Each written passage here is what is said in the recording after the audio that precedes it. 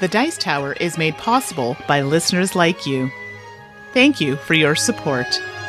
This episode is sponsored by TheOp, also known as USAopoly. The Dice Tower, episode 745, the long and short of it. Welcome to The Dice Tower, a podcast about board games and card games, and especially the people who play them.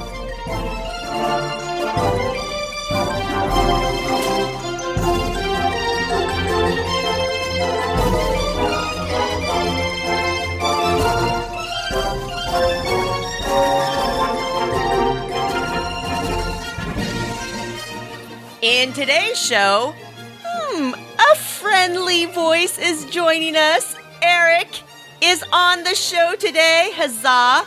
We'll be talking about some games and some expansions that we've been playing. And we are going to be serving up a game pie that's full of games that we have not played in over 5 years, but we really want to. I'm Suzanne Sheldon. I'm Mandi Hutchinson. And I'm Eric Summerer. Hello! Hello! There's that buttery voice. Oh, it's so good to hear you, Eric. It's been too long. I'm so excited to get to hang out with the two of you. Mandi, I haven't talked to you in a long time. Suzanne and I got to hang out for like 5.5 minutes at PAX. Oh, I know. And that was about it. But Mandi, it's been a long time, and I am so excited to hang out, do an episode. We can't let the podcast end without the three of us doing a show. Agreed. Which I'm excited about. Me too. It's true. It's been a hot minute, and I'm hoping this year I'll be able to see you in person, hopefully at a convention. I hope so. I hope that happens. Let's not hold our breath, okay. Whoa, no, okay. Hopes are good. Hopes are good. All right, Mandi. I know that you have been getting a ton of like this show. I don't know what we do on this show sometimes, but like how we start random things like butterflies and all this other stuff. And now we're on mac and cheese kick, Mandi. Can you just solve this? Can you just deal with this, please, Mandi? And I really wish solved mac and cheese. I wish. I wish I had like a, really snazzy ditty to go with this. Usually I have some song, but I got nothing today. I think I was going around the house going, mac and cheese, mac and cheese, mac and cheese. My mom's like, is that a new song or something? I'm like, no, I just want mac and cheese. Like, I'm just singing it. It sounds so much better. I know, I'm weird, but y'all love me, so I appreciate the love for my weirdness. Now that song is in my head. Thank you. Yeah, I know. Great. Chant it throughout the podcast. I digress. So, people have been asking about the mac and cheese recipe that I spoke about. I think it was like a few podcasts ago, and I've had a lot of people message me. So thank you for that, and hopefully you've tried it and it's working out for you. But I feel like maybe I've missed some emails potentially, but I don't want that to happen. So I think I'm going to post the recipe in the Guild, and then that way anybody can go and check it out. And everybody can be absolutely gobstoppered by the amount of cheese that goes into this dish. Oh my gosh. What do you mean? I mean, it's really a murder weapon and meal because, and it's going to get you, if it doesn't get you with its weight, like you throw it at somebody and knock them unconscious, it's going to get your arteries. Oh, wait, I got a song. I got a song for this one. One way or another, I'm gonna find you. I'm gonna get you. That's it. That's the name of it, Mandi. Get your mac and cheese. Get your mac and cheese. Yeah. My kids are huge mac and cheese fans, so I might have to check this out. Yes, you will not regret it. Well, maybe you will, or maybe I don't know. It's gonna be delicious. Hey, Eric. Yes. How's that little project on Kickstarter going? Yeah, well, we are in the middle of the Dice Towers Kickstarter, the fundraising campaign for the year of programming. And as of our recording, the project is just funded, which is good. Woohoo! Get to keep going for another year. It's primarily funding for the video project. As we know, the podcast is ending. But there are lots of other projects that are happening in other areas of the Dice Tower universe. The continued top 10s, the projects that are going on down in Florida. I am doing a new chat show coming up in the next few months, probably a few months after the podcast ends. But we talked about that last week with me and Tom. I'm going to be doing some more video reviews. And this is the way we raise money for the new year, and we appreciate everyone who has helped out so far. There are thank you gifts, there's promos, there's cute little stuffed animals, there's stickers and meeples and all sorts of fun things. If you aren't in a position to help out, that's fine. The content of the Dice Tower remains free, and that's always something that we're going to maintain. But if you are able to lend some support, we certainly appreciate it. And there are some gifts, some thank you gifts to go along with that. Thank you so much for everyone. You can go to DicetowerKickstarter.com. Very cool. I love it. That's awesome. And it's really great to see on like social media when you see the posts about the Kickstarter going live and people responding and replying just like, yeah, I have to do this. Like, of course, no brainer, because they watch so many videos or, and just have appreciated what Dice Tower's brought to the community. So that's great. Absolutely. Well, folks, every episode, or mostly when I don't mess up and forget to post the poll, we do an episode title poll. Last episode was Crossover, which was not a host crossover. Sorry, I got a couple emails about that. I apologize. we probably could have timed that differently. Yeah. Eric's here now. Yes. It's a delayed crossover. It was a long commute. Yes. The classic DC versus Marvel comic book face-off. Marvel took it. I gotta say, I'm gonna call out Tom here a little bit because I feel like there was a little bit of poll interference because he was like the first comment. He jumped right in there, didn't he? Yeah. Throwing some elbows towards making sure people knew to vote Marvel. But Marvel took it with 42.5%. That's huge. And to DC's like 18%. Yeah. With 40% of folks basically saying they don't read comics, which cool. That's totally fine. Now, it was interesting to read some of the replies because it got a little active in there, and somebody was dissing on one of my favorite heroes in the universe, Squirrel Girl. All right, I can take that. No. But somebody did call me out for saying, like, why do people think there's only two publishers? Let me be very, very clear, folks. I literally worked in a comic book store for years. I am fully aware that there are a myriad of publishers, but come on. This is the classic rivalry. Right. Eric, you get it. Yeah. This is why we love you, Eric. You get it. Oh, good. So that's where we are, folks. Apparently, Dice Tower falls heavily into the Marvel zone. Well, where did you fall? Did you mention this last time? Did not. I did not. Oh. I think if you had to go back, like today, I would probably swing to Marvel. The more of the characters appeal to me now. But as a kid, as a young reader, I was totally DC. I was reading Superman and Batman, and that was about it. I think I got a couple of Spider-Man comics and didn't understand what was happening. Mm-hmm. I think because the Marvel universe is so much, I guess, maybe more rich. Mm-hmm. And there's so much more crossover within the universe and stuff. I would pick up an individual book and just go, I have no idea what's happening here. But I could pick up a Superman or a Batman and tend to understand a little better, at least in the period that I was reading as like a 13 or 14-year-old. Mm-hmm. So if you asked me back then, DC, but I think I'd have to swing over to Marvel these days. Partially because of the movies, but just because of the characters. Yeah. How about you, Mandi? I kind of have to agree with Eric. I think when I was younger, definitely I think I was more DC, but nowadays I've kind of swung to the Marvel side. Yeah.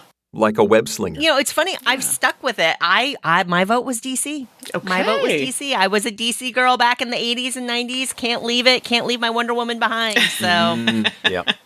That's okay. There was no wrong answer here. Is there, though? Unless you're Tom. Oh, yeah, I was going to say, there Tom it is. might feel differently. All right, this episode, we called it The Long and Short of It. Let's talk about game length. Oh. What do you prefer? Longer games or shorter games? I don't know, Mandi and Eric, where should we set that time stop? Should we say short is under 30 or under 45 minutes? I like 45 as a cutoff. Yeah. All right. Yeah. You know, we can, 45-ish, right? Yeah, we don't need to be hardline. And this is another one of your binary decisions, right? There's no middle ground here. You can't say middleweight. Middleweight is not something. So I guess if you are making it long or short, maybe an hour or 90 minutes. Oh. No, but short. Short is too short. long, Eric. Short is like 15 to 30 minutes. Like that short? All right, 45. Okay. All right, there you go. Eric's made the call. Judge We says will 40. drop a poll. Hey, hard decisions are what, that's what we all like in games. Right? If there's no decisions, all of us hardcore gamers, right? We are like, oh, there's no game there if there's no hard choices. Exactly. So let's make it hard. I will drop that poll into the Dice Towers Board Game Geek Guild. Please vote on your preference and feel free to make any comments about how Eric broke down the time slots for long and short. Yes, please blame it all on me. That's why you brought me here. I get it. I see. Oh, Mandy, he figured us out. I know, right? Caught us. Well, we definitely have lots of games to talk about, so why don't we get to it? So, what have you been playing lately? All right, games played. Whew, I got some good ones, and I'm so excited because I finally got a nice, juicy game to the table. So good. I know, it sounds like I'm talking about the mac and cheese again, but I'm not. Okay. Wait, your mac and cheese is juicy? That's not what you want. That doesn't sound good, does it? Well, okay, you know what? Let's just get to the game, because now I'm hungry. Arkwright The Card Game is first on my list, and this is a big one. And for those who have played Arkwright, just the regular game, ooh, you're going to be happy, because it's pretty close in gameplay. So Arkwright The Card Game is designed by Stefan Riesthaus. Art is by Mehdi Marouche and published by Game Brewer. It plays for 1 to 4 players, and it plays about 60 to 100 minutes. Now, I did get this on Kickstarter. I'm not sure if it's available in stores, but I think I paid about $37 US for it on Kickstarter, which seems to be pretty reasonable. So for Arkwright The Card Game, it's like one of those kind of economic type games where you're running a business and you have different factories and workers and you're trying to, well, produce goods. The game is played over decades, so I think it's 3 decades, and it's split into 4 rounds in each of those decades. Now, don't laugh, because I never remember the things that you're selling, but I'm like, one of them looked like cutlery. I think they were like jackets or coats. Okay, clothing. There was something at first I thought it was chalices, but no, it was actually bread. And then the last one, was it glass? I think it was glass. We're going to go with that, because I think it looked like bottles. So those are the 4 things that you're trying to sell. I know people are going to be like, what is the matter with this girl? And you're trying to get your factories running in potentially all of these or some of these factories. So for those who are familiar with Arkwright, a lot of this will sound very familiar, especially if you played the Spinning Jenny scenario in that one. Similar kind of start to that, and that's kind of where the game goes. So in the game, if you're interested in like stocks, collecting stocks, that's important because that is going to help you get points to win the game. So money is what you're trying to do. So in the game, you're trying to build up factories and you have workers, but you don't want to just leave your factory sitting there. You want to get these upgraded with more machines. I know it's kind of horrible, but to pay the workers, it gets very expensive. And every time you upgrade your factory, guess what? Costs go up for workers. So things like that can make it more expensive. There are other things like adding cards, which will add quality control potentially to your company. And this is great because it does add more value to the company. So these are some things you want to consider. And depending on what side of the card you use, the money value, it might be different, or you might decide to go a different route. So it's really important to get the right cards to work with your factories. And each factory, again, runs at the time of that round. And depending on after you've paid your factory costs, paid your workers, paid for your machines if you're using them, then you got to see if you made a profit. And that gets tricky because there's a track that kind of tracks how far up and down you are, meaning you have to be at a certain level in order to, sell the available goods that you have. Because sometimes it happens where you can't and you're like, oh, I did all that work to sell one thing and I've lost money. Yeah, that happened a few times in this game. So like I said, it happens over the decades. After the last round, that's it. You look at where your stocks are and your bonds, and then depending on how far apart they're going to multiply. And then that's how much money or points you're going to get at the end of the game. Oh my goodness. Yes, it is like a complicated Excel spreadsheet. But can I say, I really like it. I mean, I like the original. I just feel like it was never going to get to the table because it's so long. Mm-hmm. Yeah. I played it like a couple of times. Everyone liked it. But then they were like, it's time consuming. So the card game, I feel, still gives you the feeling or the essence of the original game. You're just using cards instead of maybe several boards, for example. And in this game, the boards are recessed, so the cubes kind of fit in. They're a little tight in some spots, but overall it's nice that they kind of stay in there, so if you knock the board, they're not going to go flying. And there are actually things that pop out. So you'll see there are serrated edges on certain things. That's important if you're upgrading certain things on your board. So I thought that was really nice. It doesn't take up too much space. I was really worried with card games because they tend to take up a lot of space on the table, and I don't find this does that. Even if you build all 4 factories, cards can only go out to a certain amount. Like you could only have so many cards in your factory. So that makes a big difference. You could also win this game with 1 or 2 factories, or all 4. It really just depends, and I like that. I like that approach, and I like that you can do different things. Definitely buying those stocks early. I did poorly at that, because buying them later, they're more expensive, right? Because the value goes up when you sell from your certain factory, and if you sell a certain amount of goods, then that stock value will increase. So these are things you have to time properly. It's not overly forgiving. So this is something you have to be careful with. And some people don't like those games. I have a friend, she's not crazy about those types of games because she feels like I can't recover from that. Or if so many people are maybe concentrating on one type of good to sell, you kind of feel it's really tough to get ahead. So that can be a little discouraging for some people, but that is the type of game that it is. I mean, I like games like Food Chain Magnate, which does something very similar. So for me, I really enjoyed it. If you're looking for a slightly shorter, more kind of refined version of the original, I would definitely try Arkwright, the card game. Pretty good. Ooh, that sounds a very lot tempting. Because it's similar, like the magic thing that you said at the beginning. Yeah. You just didn't think Arkwright was going to get to the table much. And That's I it. think that's where I sit with it. Interesting. Yeah, rulebook's a little rough in some spots, but there are some really good videos out there, so definitely check them out. You said that the game was supposed to be about 60 to 100 minutes. Yes. How long were yours? Were they within that range, or were they a little longer? So I think we played with 4, so the max amount of players, and the first game took a while because we had to kind of relearn the rules and everything, so that took about 4 hours. Now, don't panic, we were chatting and whatnot. Okay. So don't panic, but then the second time played, I would say we probably played it within the 2-hour mark at 4 players. So still pretty hefty. So still pretty hefty, but the original one, you'd probably be sitting there for about 4 hours for just the, intro scenario game. Okay. So it definitely shaves down some time, and I think once you get more accustomed to it, if I play it more, I definitely think we could play it in a shorter amount of time.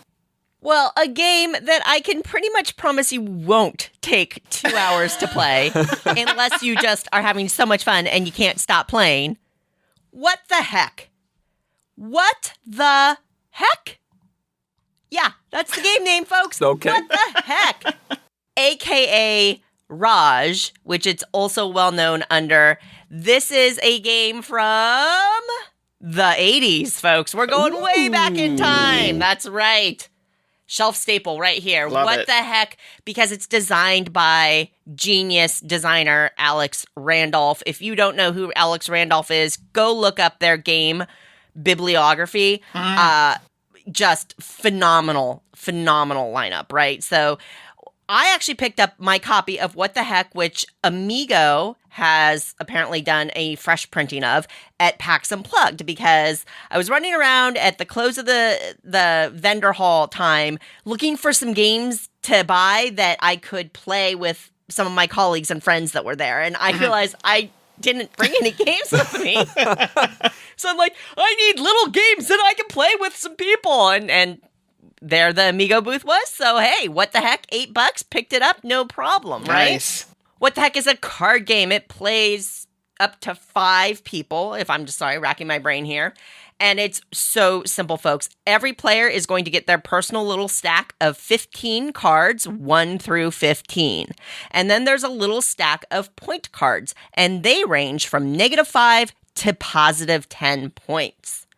What's going to happen is on a turn or a round, however you want to look at it, everybody's going to pick 1 card from their hand of 15 cards, freely pick whichever card you want to play, put it face down, simultaneously reveal, and then the winner, I'm using air quotes for great audio content. I'm using I air can hear quotes them. here. Yeah. The winner, thank you, You can Eric. hear the air quotes. You can. That's how Sorry. strong they are. The winner gets the point card, and I use air quotes because there are negative point cards in there. The way that this works is if the point card is positive, then the highest card played wins. If the point card is negative, then the lowest card played wins. Quote unquote, wins. And drum roll, please. No, don't actually drum on anything right now. Ties cancel each other, which is really interesting. Yeah. So if we all go around, we all pick our cards, Mandi, you play a 6, Eric, you play a 14, and I play a 1, and the card in the middle is worth 5 points, then the person who played the 14 will get the card, and that will be, go into their scoring pile for the end of the game. You play through all your cards, and whoever has the most points at the end of the game wins. Except ties cancel each other again. Ooh. So if you end up with the same number of points that another player has, you will, and you win, you're going to cancel each other, and then the next person is going to win.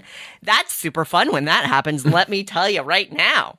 So that's What the Heck. It's a super simple, super fast card game. It's so easy to teach.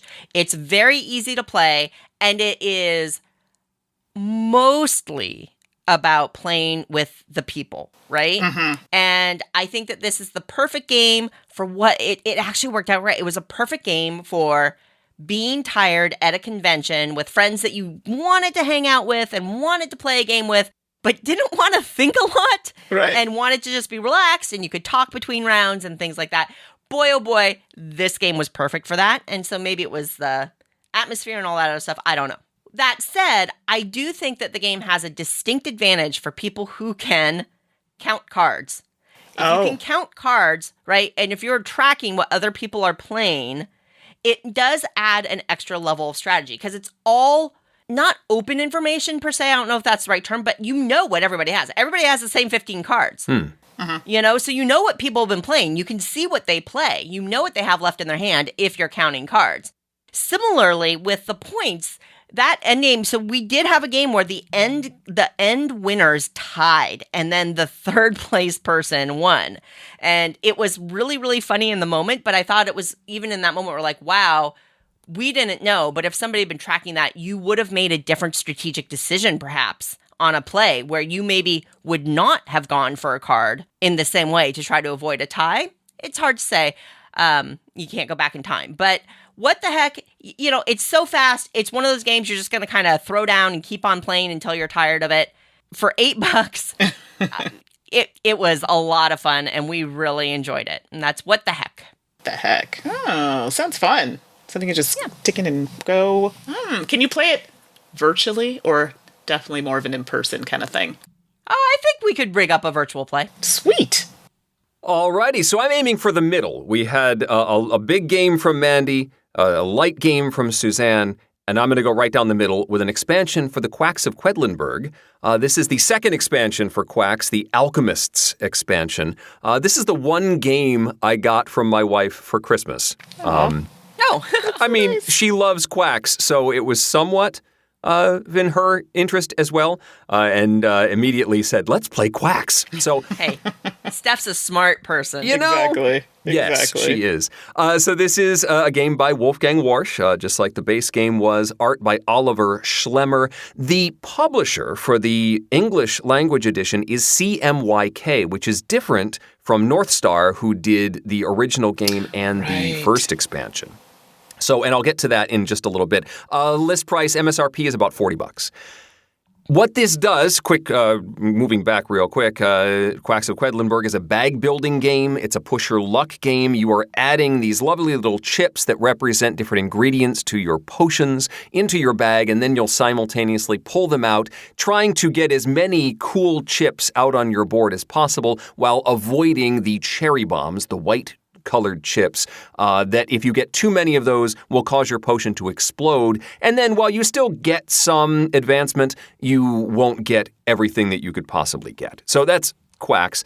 The Alchemists expansion adds some new components. You get this new board that fits on top of your cauldron that is your essence board, which is like a little tracker that you get a reward for having multiple colors in your potion at the end, for reaching that cherry bomb threshold, which is 7. If you have 7 value in cherry bombs at the end when you decide to stop, you will get a bonus on this essence board. But if you have more or less, you don't get that particular bonus. And you also get a bonus if your neighbors explode. If they have blown up, then you're going to move along this track even more. And this relates to patience, which get pulled at the beginning of the game. You'll get 3 patience that you can choose one of them, and it gives you some sort of power that relates to this essence track. So the higher up on the essence track you get, the more your rewards or the more abilities you're going to get during the next round. There's a couple of these that give you powers to do in round 2. If you charge up in round 1 and say you've got 6 on that track, you can spend those points to maybe return chips to your bag, to double the value of a chip you played. It all depends on which patient you chose. Now I'm using the air quotes, patient you chose. And what power you have for using these essence points. Sometimes it's just straight up points. Sometimes it's buying power or something. You can get chips on your essence board in addition to the ones you would get in the regular portion of the game. That's the new stuff in this expansion. And as such, this is definitely not one you want to throw at new players. There are some expansions that you can just shuffle those things in and you can just run with it. In fact, I'd say the first expansion to Quacks, the Herb Witches, is something that you could probably introduce to new players. That one gives you some special powers that can get triggered once per game. You spend your little tokens and you do a special power, and that's pretty straightforward. This is a little more complex and offers reasons to diversify your set of chips, a little bit different push your luck. It's got some interesting new decisions, which I really, really like. But this is not one that you'd want to introduce to new players. This is for experienced quacks, as it were. A couple other downsides are that the cards, oftentimes especially when you switch publishers or manufacturers, you're going to run into card matching issues. Sometimes it's color, sometimes it's card stock. In this case, it's the cut of the cards. There are a bunch of cards that there's an event deck in Quacks, and every round you pull one of these events. The new events from this expansion are noticeably different cut than the original cards from the North Star edition, which makes sense because they're probably using different manufacturers. And they got as close as they could. But if you shuffle these cards together, you can simply look at them and say, I know which ones are new. You can solve this by sleeving them, but that is something to think about before you pull this one out. That's a minor quibble. I really did enjoy the new decisions and stuff to explore in this expansion. And so if you are a fan of Quacks, it is worth hunting down the Alchemists. I liked it. I have questions. Questions. Can you? I may have answers. Possibly here. I don't know, and I don't know why it came to mind here. But can you play with both expansions, or do you have to play them separately? You can definitely mix it all together. In fact, they have little icons on the event cards, and there are some new event cards in this expansion that relate to the components from the Herb Witches expansion. Okay. So they do intend for you to play them all together, but they do recommend that you start with one first. Let's just play with the Alchemists, and then you can add the witches back in. Oh, okay. Very cool. I'll have to try. I haven't tried either expansion, but I'm the type of person just to get the expansions and then just throw them all in together. Yeah, I would caution against doing that with Alchemists. Okay. You can do it with the Herb Witches, though. Okay, good to know. Thank you. All right, the next game on my list, it won't be too long because actually I don't want to give away secrets because this is the kind of game where you could give away spoilers and I don't want to ruin the experience. So I'm going to be talking about the Adventures of Robin Hood. Now, we've played about 3 sessions of this, and apparently we're very bad at it because we've had to start over. That's a whole other thing. Yeah, I was like, what is happening right now? So this is designed by Michael Menzel, art is by Michael Menzel, and it's published by Cosmos. It's for 2 to 4 players, and it plays in about 60 minutes or so. Much like the stories of Robin Hood, you've got Little John, Maid Marian. I mean, you have all of the characters. And in this particular game, it has that story element. I don't want to give away too much, but I mean, this isn't too much. I don't think there is a book that you're going to be using to kind of guide the story and, turn here to do this and that sort of thing. So it guides you on your adventure. The board, when you set it up, comes in kind of big puzzle pieces, and the boards have numbers on them in different places. And you'll see areas of the board that have kind of serrated edges so you can pop sections out. So there are areas you're going to be able to explore, and you could just pop it out. There could be something fun on the other side, sometimes not, because there are people that can attack you. So that's a little scary. And then sometimes they'll pop back over, just depending on the scenario that you're doing. And you always have some kind of objective that you're trying to satisfy, or potentially just getting to somewhere at the same time as the rest of the players. So it's one of those games where everybody has a colored token, and you can reach into the bag, and whoever's token comes out, that's the player who's going to play first. Okay, and that could just be movement, and you have these little wooden pieces of your character, and they kind of have long pieces under them, like a long ski, it kind of looks like. And so you have one with a really long ski and a couple with short, and these are actually going to measure how far you can move on the board. So that's how the movement works, which is kind of cool. There are other characters that come into play that are not so nice. They have similar kind of moving mechanics, but they're a bit slower to get to do bad things to you. Unfortunately for us, we were not successful in our journey, therefore we did have to start again. So the good thing about this game, though, there are two sides, I guess you could say. So there's a level 1 and a level 2. And ideally you start with the level 1. And in our case, since we had to start over, we can try the level 2 board. It's just a different story, not necessarily more difficult. I think that's as much as I want to say, because I don't want to give away too much, but it's definitely a fun game to play with a family. So right now I'm playing it with a friend's family. Funny story. Their dad's name is John, so of course we had to make him Little John. I don't know how you felt about that, but that's how that went. And everybody had a really good time and really enjoyed the story and how the board worked. Everybody wanted to flip things. So I thought that was really nice to get everybody involved. There was a lot of downtime in it, though. I found sometimes if somebody wasn't doing something, or the story kind of had a lull to it, I wouldn't say that it was boring, but there are definitely times where you're just kind of stagnant a little bit. But other than that, I actually think we had a really good time, and I think families would very much enjoy it. So The Adventures of Robin Hood. This is one I really want to try with the kids. I think I saw it laid out at PAX, but haven't had a chance to actually sit down with a physical copy and try it out. It does look like it would be successful with them, though. Oh, I think you will totally love it. And then having Eric read from the book, oh my gosh, it'd be so good. My kids don't want to hear that, actually. Oh, yeah. They're like, Dad, just stop it. Come on. Oh, that's just kids. They're the best. Aren't they? Mm-hmm. I know, right? I mean, here I am, and I work in the board game industry, and my kids, they like games, but they're actually kind of down on board games right now. And then if a friend of theirs comes over and then they see all the games that we have, they get all excited, but my kids are like, meh, whatever. Yeah. Ugh. All right. Well, Eric, I was inspired by you. You did a expansion, so I will do an expansion for Bullet heart symbol.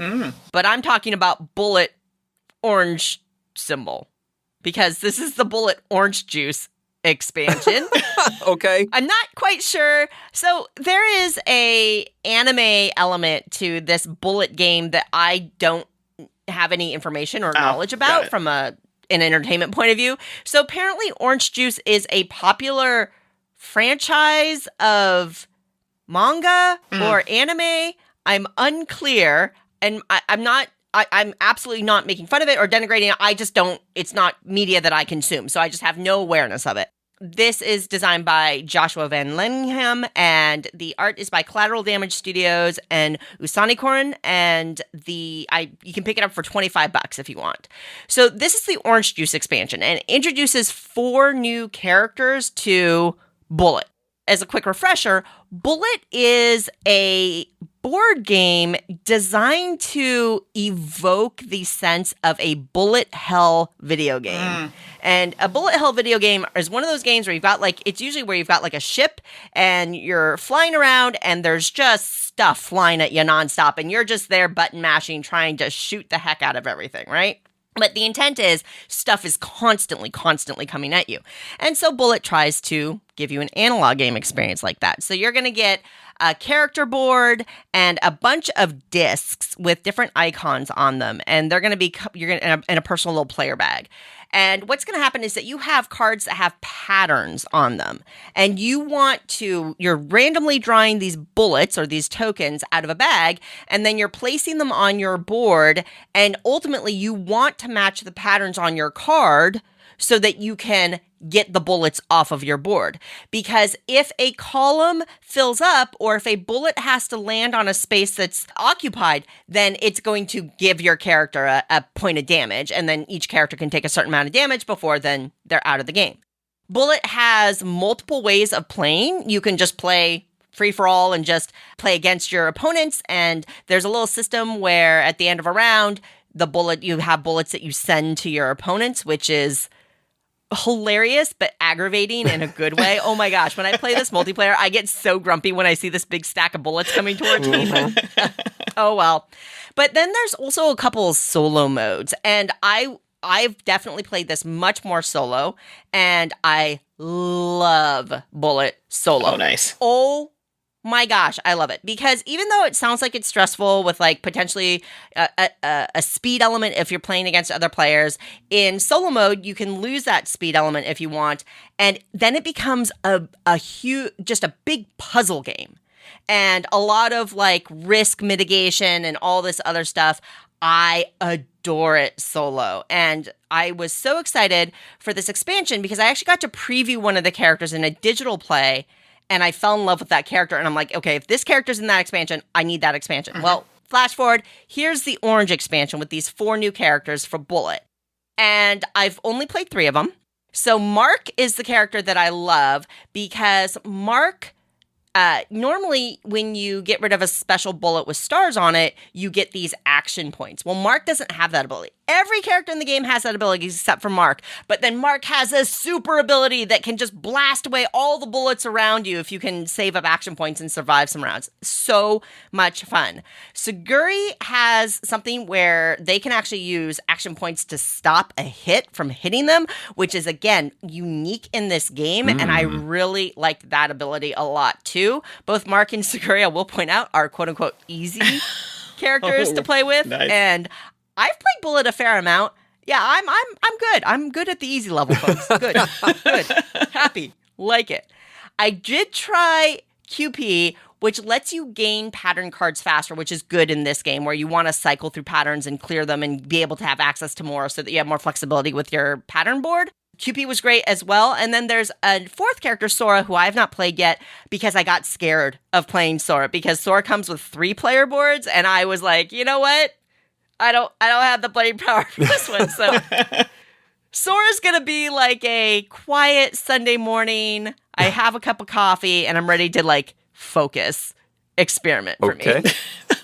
But honestly, just with Mark, Suguri, and QP, these three out of the 4 new characters, total hit for me. If you like Bullet and you want just more characters, absolutely. Like, I think that Mark and Suguri alone, if you don't mind playing with easier characters, are totally worth it because I just, like, they're my favorites. Mark is definitely my favorite character in this game. And so I'm loving Bullet Orange Juice expansion for a game that I really, really like, which is Bullet. And if you haven't checked out Bullet, we've reviewed it on the podcast before. If you like puzzly games, it is really worth taking a look at because that puzzle element is awesome. Yeah. I mean, I even liked it. Do you do this? I do, yeah. Without the speed, though. I can't do the speed. I'm like a deer in the headlights. No. But without the speed, loved it. I was introduced to Bullet in the last couple of months. A friend showed it to me. I think some combination of the Heart and Star sets. And I did enjoy it, but I agree, Mandy. I just ignored, because there's a bonus for the speed element. If you are first to complete, you're just like, I'm done. I've pulled all of my bullets out of my bag. You get some sort of reward. I just ignored it. Yeah. Because it's not that big a deal. It's a minor reward, and so it wasn't I was just going to take my time and figure out the puzzle. But yes, I really enjoyed it, and hearing about some of these new characters is of interest. Enticing, I know. I'm hearing this. Oh, boy. Thanks, Suzanne. Arrgh. You're welcome. Love you. Mwah. Grumble, grumble. All right, last for me is a game from Restoration Games, so it's one that Suzanne's not going to talk about because, we have to do the full disclosure. Suzanne does work for Restoration Games, but I don't, so I get to talk about this. It's called Berried Treasure, which is a restoration of a game by Sid Sackson, which was called Berried Treasure. Now, I should explain, the Sid Sackson version was B-U-R-I-E-D, like a treasure chest buried. This is a pie-themed game called Berried Treasure. Berried Treasure. The restoration's from Noah Cohen, Rob Davio, Justin Jacobson, and Brian Neff. It's got art by Heather Vaughn. That's all these pie imagery. There's 4 different suits in the game, and you are trying to get... It's a card drafting and majority game. You play over 3 rounds, and you're going to earn a certain number of points for having the most of a particular color. It's sort of a random draw. There's 4 different scoring cards that all have different point values for the different suits, and you shuffle them up, and that's going to be your 3 rounds. One of those 4 isn't going to get played. So in one round, the blueberry pies might be worth more, and the lemon pies might not be worth all that much at all. So you've revealed what the point scoring is for this particular round. The cards, a certain number, are placed on the table in an array. It's like, I think, a row of 4, 2 rows of 5, and a row of 6. And you can only grab the cards from the end of those rows. So, on your turn, you may take a card. Pretty simple. Many of the cards have symbols or words on them like more. If you have a more symbol, you may take another card of that same suit. Also one that's available from the end of one of the rows. If they have grabby paws, because apparently raccoons really like pie. I mean, who doesn't? Right? Yes. If they have grabby paws on them, you can steal one or possibly more of that color card from your opponents, which can certainly swing the balance of majority in a particular round. When all the cards have been removed from the table, you do a scoring round. And much like What the Heck, ties cancel in this game. So if I have 4 blueberry pies and Suzanne has 4 blueberry pies, but Mandi has 3, Mandi wins this round. It's like we have 0. Woohoo! Which makes some of these moves very, very powerful. When just taking a single card or stealing one card from somebody else can swing those majorities pretty strongly. But this is all done in a very quick card game. You're just grabbing a card and maybe getting an additional one. There's not a ton of major decisions or analysis paralysis producing decisions to work with here, but there are decisions, certainly, in what you're going to take, what you leave on the table for your opponents. When a round ends, whoever's in last place actually gets to steal one of the cards from somebody else, and they get to go first in the next round. And then you play 3 rounds and see who has the most points. The whole thing is super quick. I think less than half an hour certainly would fall into our definition from the top of the show of short game. And for being a game that has some take that, because there's certainly take that here. Who do I take a piece of pie from? Right. It plays fast enough that it doesn't hurt that much. If somebody takes your stuff, it's fine. The round's going to be over soon. The game is going to be over. And you're also going to be doing it right back to them. It's a lot of frenzy back and forth. It's the kind of take that I'm not against. Right. It's a fun sort of free-for-all. Also of note is there is an official rule in the rule book as to who goes first in this game. Oh, Eric. And it's Suzanne Sheldon. It always is Suzanne Sheldon. And I think if you know Suzanne, then you get to go next. I think that's what it says in the I'm sure that Suze had nothing to do with this, that they snuck that in, but it is a very entertaining little tidbit in there. It's a lovely little game for $20 or less. You can get it less at other retailers. And it was one that was a hit at our family game day most recently. And it actually was christening my new game table. It was the first game that we played on our family game day on the table in the new game room that was finally completed. And and we had a great time with it. It was a big hit with my mom. She likes that style, that weight of game, and great hit for families. That's Berried Treasure, spelled Berried. That sounds so fun. I want to try. Yeah, it would have been real awkward if you hated the game. I'm glad that you liked it. I did not have anything to do with that rule. I think they put it in there to get the punny name past me. Right? It was a bribery is what I think. So, yeah, that is that. And I love your story about it being the first game on your new table. That's really sweet. Nice. Well, we got, that's 6 games. That's a lot of games. Mm-hmm. That is? Yeah. Well done, us. Woohoo.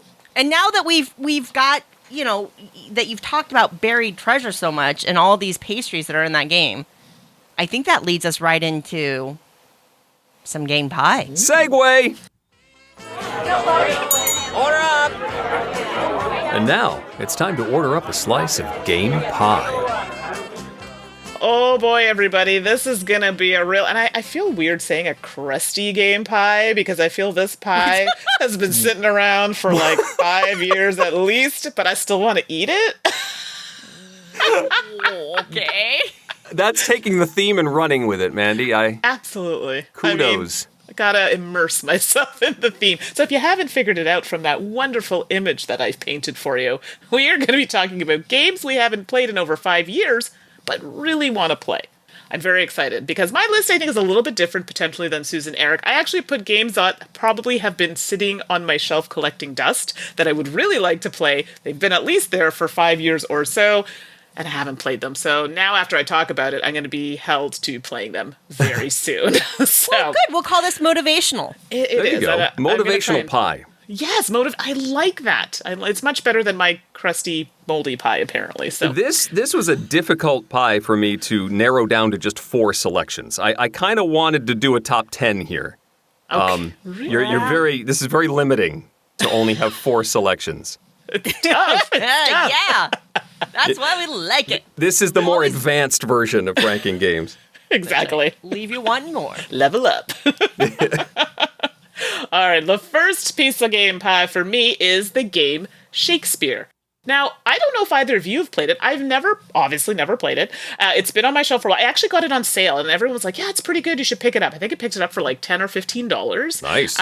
Yeah, but I don't actually, to be honest, I saw Shakespeare. I'm like, ooh, I do like Shakespeare. Have either of you played this one? No. No, I don't think so. Really? Yeah, it's just not one that I ever managed to pick up. But honestly, from what I recall of the game, hearing about the game, it seems like a game that would be up your alley. Yeah, I know Ashley the Shark is the one who recommended this to me. And now I don't know if I want to play with her because she'll probably, destroy me. But she did say it was definitely a game kind of in my wheelhouse. It's a strategy type game. So, and it's about Shakespeare. That's awesome. So I'm excited to try this one. All right. First slice up for me, Garden Dice. Garden Dice is I don't know. I want to call it older because it's not that old. But Garden Dice is a game in which you are laying tiles that represent different seeds, and dice are controlling what your options are in terms of where they can go on a board. But the thing that really sets Garden Dice aside is the player interaction, and it's not a tacky action. It's kind of mutual beneficiary. Beneficiary Sure. help on a board, because what's going to happen is you're going to be planting seeds, watering seeds, and harvesting plants.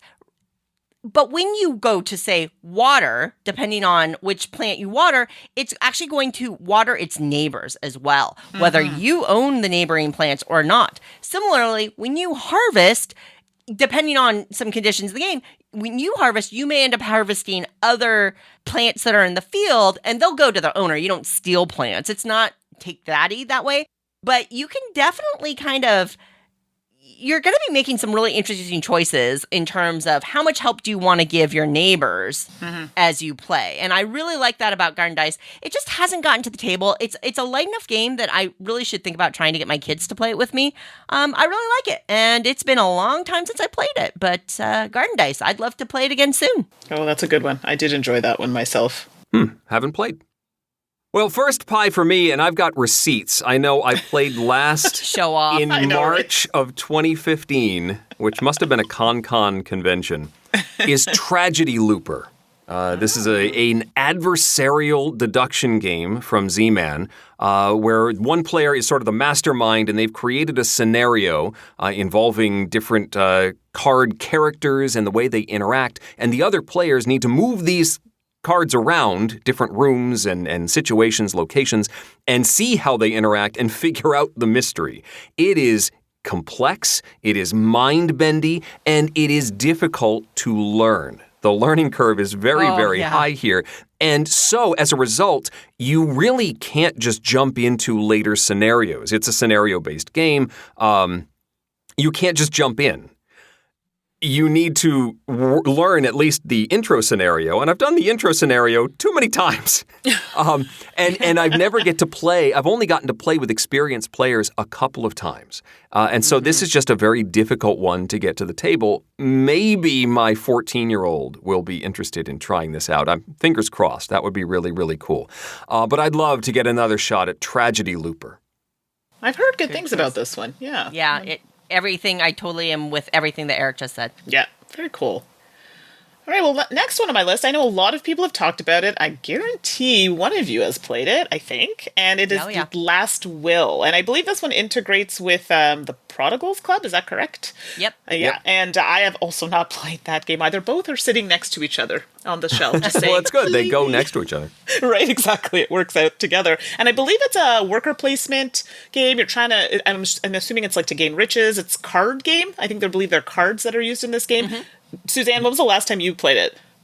Oh, I don't know offhand, but it's been Last Will. I have not played Last Will since I got Prodigals Club. So and then it's been a long time since I played Prodigals Club too. But I did like both games. Okay, this is good to know then. See, so now again I have things to look forward to, and even though Prodigals Club's not on my list, now I'm gonna have to play it because they integrate together. So Last Will, looking forward to this one. They certainly can. I did enjoy both of them as well. The only thing that you said that was incorrect there, Mandy, is that you're not gaining riches.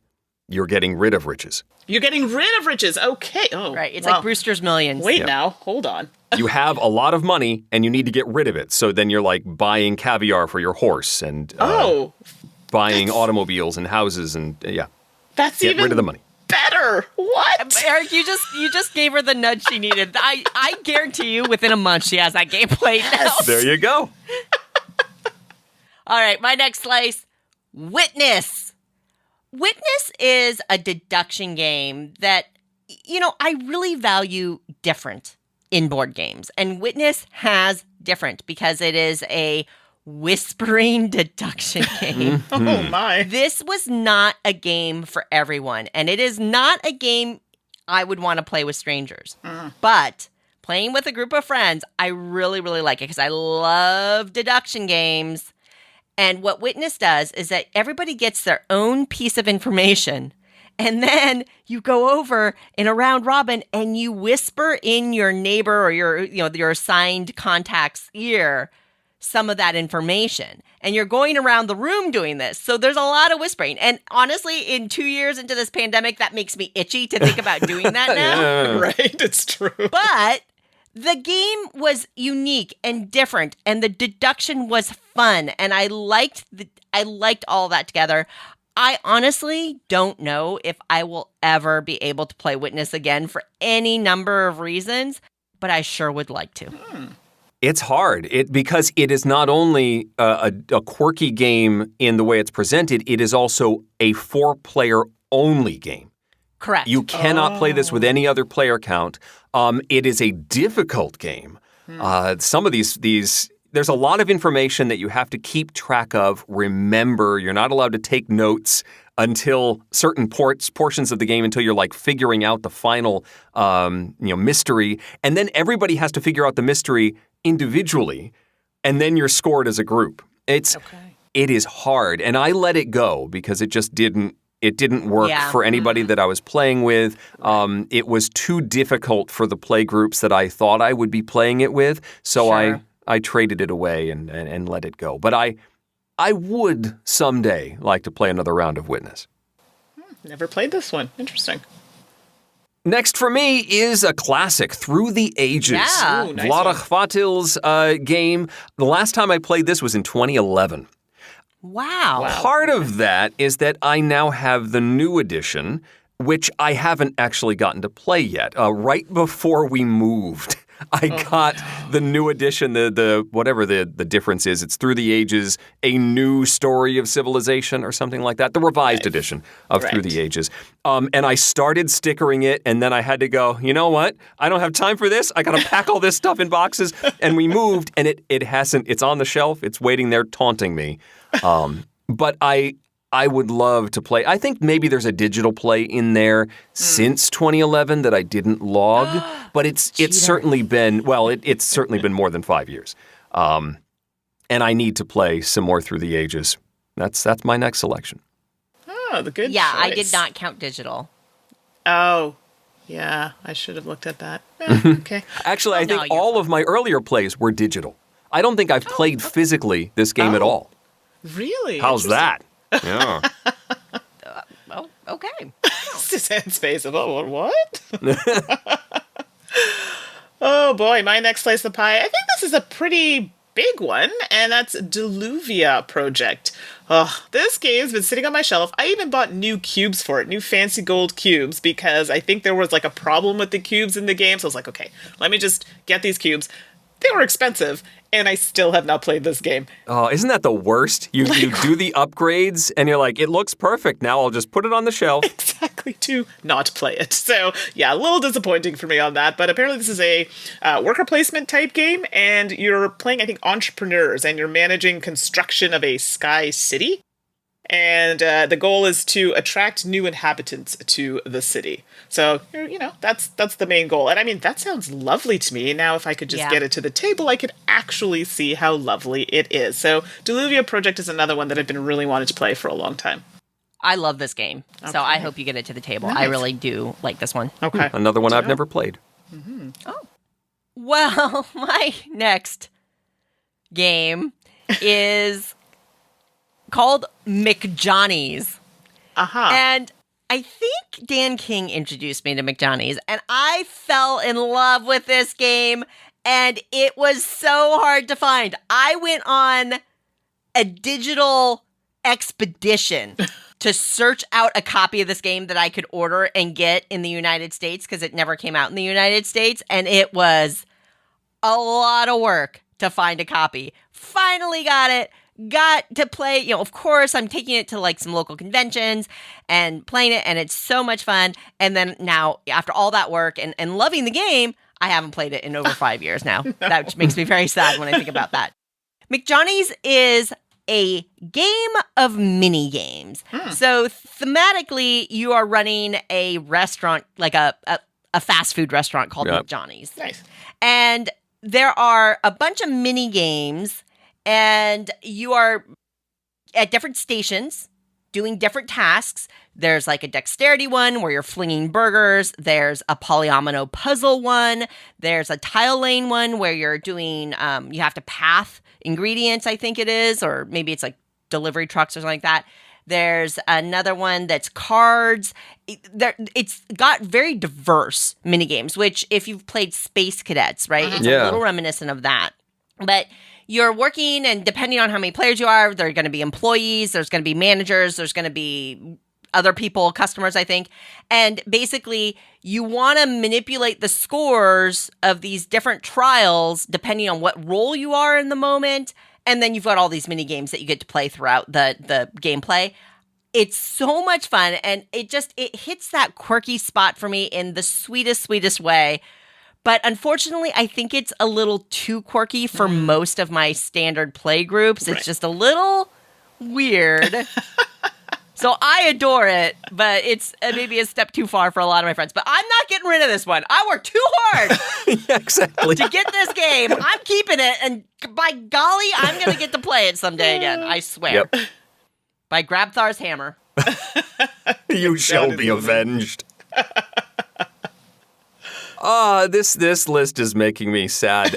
Next up for me is the Mac Gertz classic Antica. Last time I played this was January of 2009, when I had a 1-year-old. Oh, wow. It is a classic Matt Gertz rondel game. It's, I think, my favorite of his rondel games. And a few years ago, at Spiel, they released Antica 2. Which was a revision of the system, and it was possible to purchase an upgrade kit, which I did. I ran to the booth, got the upgrade kit, came home, put it, replaced all the components that I needed to, reread the rules, figured it all out, put it on the shelf, and it has not come off since. Nice. And that hurts. Oh. It's a lovely game, collecting resources and reaching certain victory goals. There's lots of different. There's like a military goal. There's a technology goal, and you're racing to complete a certain number of these victory conditions, but they don't all have to be in one particular area. And I like sort of building up my little civilization and going for the low-hanging fruit and trying to upgrade my civ in the way that's going to score me those points quickly. It's really cool, and I've just never played the revised version of Antica. I've never even heard of this game. Is it one that I need to play? Are you asking, or are you just declaring that it is? No, it's a... Do I need to play this, question mark? It's my favorite. If you've played any of the other of the Rondell games, okay. So Imperial or Hamburgum, I think this is my favorite of them. It's very straightforward, collect resources, then spend those resources to do cool things. And so it's my favorite. Okay, well, definitely I will see if I can track one down and give it a whirl. Sounds fun. Hey, Mandy. Yes? You know what? One of the reasons I love it when Eric is on our episodes with us? Oh, why? Because I always find out some word or some game or some name that I haven't been pronouncing correctly for years. Oh, no. Did you say Antique? Is that how you used to say it? No. I've been saying Antica. Well, I think Antica is probably right, as opposed to Antique. Okay, maybe I've been saying Antique. You see, Eric, you already planted a correct saying, but basically you said it. I'm like, oh, that's not how I've been saying that word at all. Okay. If you're going with it as a German title, right. It would be Antica as opposed to Antique. But I think I've been saying Antique, yeah. I was saying Antique for a long time. We might both be wrong. How do I know? Yeah, I like that. I'm off the clock. Exactly. Oh, goodness. Well, the last piece of pie on my list, I'm not going to lie to you. I bought this game. It was on sale for like $10, and I'm like, ooh, okay, it's on sale. Looks like it could be fun. I don't know anything about it, but it's called Dynasties, Herate and Hirsch. I don't even know if I'm saying that correctly. I apologize for now ruining that potentially. But it is a game that looked like it would be interesting to me because it is a strategy type game. And I think the main, from what I gathered from it, is that you're nobles, you're ruling Europe, and you want to marry opponents, basically trying to combine dynasties or to make a bigger dynasty. This is what I've gathered from a quick glance at it. And obviously having that upper hand is important. I love the last line, though, to describe this. Who will end up with the biggest piece of pie? How relevant. I swear that's what it says. Oh, it's fate. So I've been wanting to try this one. It actually I've heard good things, and I think on BGG it actually rates relatively high. So Dynasty is one I'm definitely looking forward to trying. And I got it for a really good price, so can't go wrong. Yeah, a Matthias Kramer design. Lovely. Yeah, exactly. All right, my last slice. And this one, just like Eric with Antica, Nuremberg hurts. Nuremberg is an Andreas Stedding design, first of all. Hello, right? Firenze and Stouffer Dynasty. I love Andreas Stedding's designs in general. Nuremberg is one that, as far as I know, never made it over to North America, so I have a copy that, again, online orders. Whoa. Thanks for that, in my wallet. But Nürnberg is a worker placement game set in a Bavarian village. You're going to be, in some ways, the formula will sound very familiar, but it comes together in a really beautiful way in terms of managing resources and managing the different shops. You get cupcake meeples. There's like cupcakes and boots and beer. I mean, that's hello, awesome. theme. Yeah, and you've got this little Bavarian village that you're going around with set collection and action selection. It's a really... Honestly, I don't know why Nürnberg never made it over to North America, and it makes me sad. If I were to have, a publisher that was looking for, games to bring back to market, or get exposure in the North American market that haven't before, Nürnberg would still be on my list, and it's 10 years old now. So it hurts that I haven't played this in so long, and I really, really want to get Nürnberg back to the table. I played it. Last for me, I don't even know when I last played this. I went looking for my plays on Board Game Geek, and apparently I didn't log. Maybe it's been that long. I wasn't logging plays at that point. It's called For the Crown. This is a game from Victory Point Games that is a combination of a deck builder and chess. You are playing against one other player. You've got various pieces on the board. Some are chess-style pieces that you may recognize, but others can be totally different.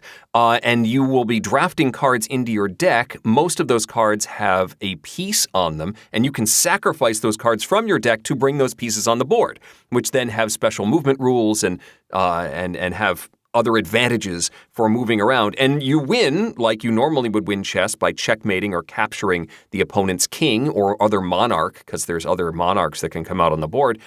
And this decision of using cool cards for their abilities or for the cool pieces that are going to be brought out on the board, it's such an interesting system.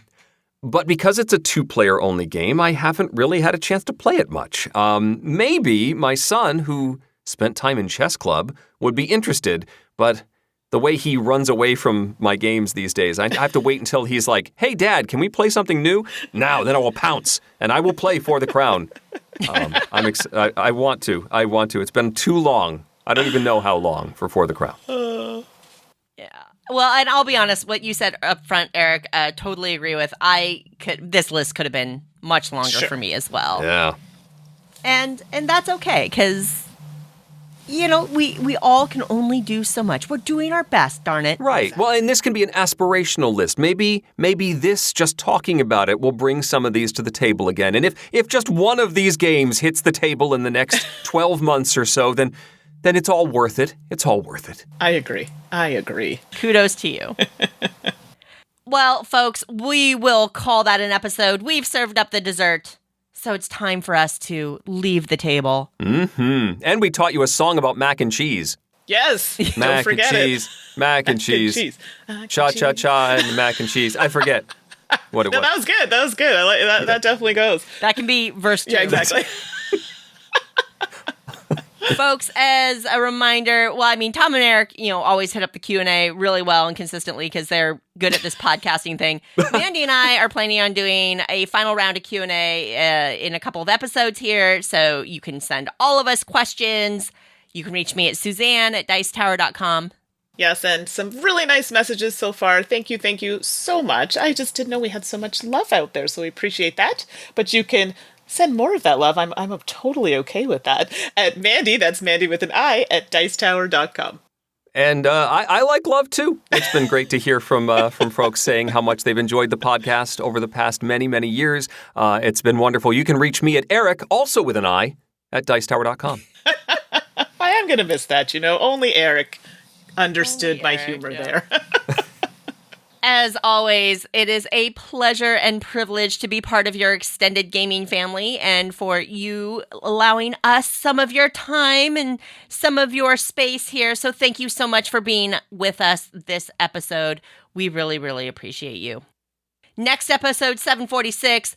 What? Sam Healy? What? Back in the studio? What? Well, virtually. Yes. Virtually. From a distance. Waxing nostalgic about 2012. Oh, 2012, 10 years ago. Oh, Why boy. does 2012 just ring in my mind as a good year for games? I don't know why, but it should be a fun episode. I think it should. I haven't put that list together yet. I better get on that since that's next week. Yeah. But yes. We'll have a great time recording with Sam, Aaron. Yeah, it'd be nice. And until our next episode, I'm Suzanne Sheldon. I'm Mandy Hutchinson. And I'm Eric Summerer. And you've been listening to The Dice Tower. Thanks for listening. Promotional consideration has been provided by game publishers in the form of review copies of games. This podcast is sponsored by listeners like you. Thank you for your continued support. And speaking of support, the Jack Vassal Memorial Fund is an organization dedicated to helping gamers in need. Learn more about the fund's mission and how you can help at jackvassal.org. The Dice Tower is produced by Tom, Suzanne, Mandy, and Eric with assistance from Roy Canaday and Rob Searing. Our theme is composed by Timothy Pinkham and arranged by Matt Bellier. Let us know what you think of the show by posting to the Dice Tower Guild at BoardGameGeek.com, following the Dice Tower on Twitter, or by emailing us at podcast@dicetower.com. And don't forget to visit the other shows in the Dice Tower Network at dicetowernetwork.com. Until next time, from all the gang at the Dice Tower, have fun gaming.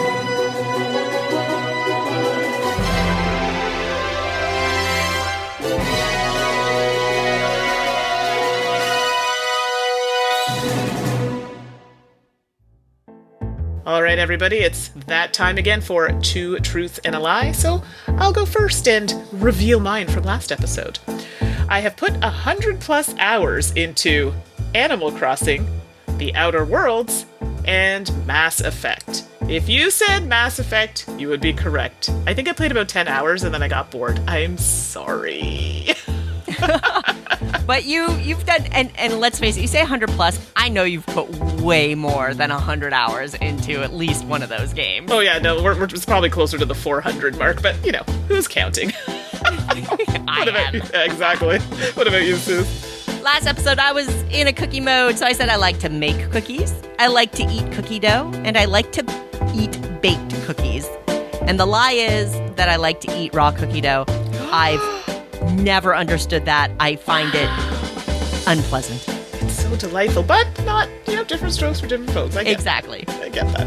All right, new for me this episode. I'm on a, show binge. Here we go. So, series I have binged recently. Was it Superstore? The Witcher? Dexter New Blood? Oh, yeah. I think this one might be tricky. I know. What about you, Suze? All right, new this episode. I've been, with the podcast situation, I've been kind of reminiscing a little bit. So I said I've appeared on the Dukes of Dice podcast. All these are Dice Tower Network podcasts. I've appeared on Ludology, and I've appeared on Board Games Insider. Ooh, okay. Actually, this one. Oh, I think I know this one. Well, there you go. Good luck, everyone.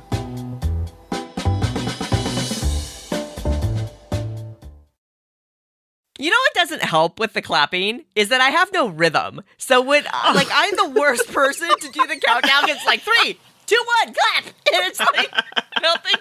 And then the audio delay is terrible. All right. You should just do it. It's like 3, 2, 1. Yeah, exactly. Just to throw everyone off.